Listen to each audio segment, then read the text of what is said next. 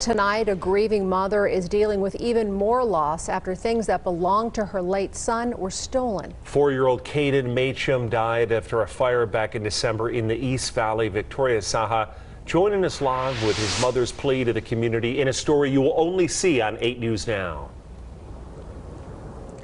Denise and Brian, you can clearly see that there is a keep out and no trespassing sign here on this burnt mobile home.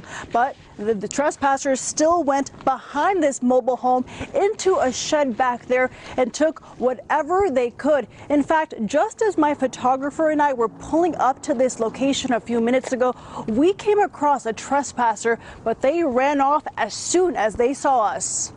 I've lost my son, my dogs, my home, everything that I owned. Rhiannon Machum had just finished moving everything that she could save from the fire into her shed from her storage unit. The lock was cut, come in, and it's just ransacked. Items that belonged to her precious 3-year-old son, Caden, were stolen. Anything that Caden touched, I would like to keep. Surveillance video from her neighbor showing people walking out of her property, and her neighbor even tried following them.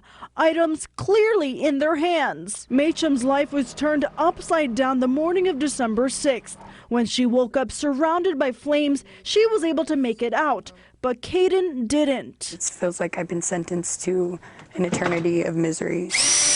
Machum shows us what is left of her charred mobile home, still finding stuff that belonged to Caden.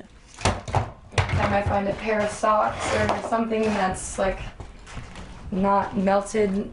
It's like Christmas. Which is why the thought of people taking the bare minimum of what she was able to save from that fire is unfathomable for her. I don't understand how people's thought process is like, oh, I see a burnt house. Let me just break in and steal whatever I can.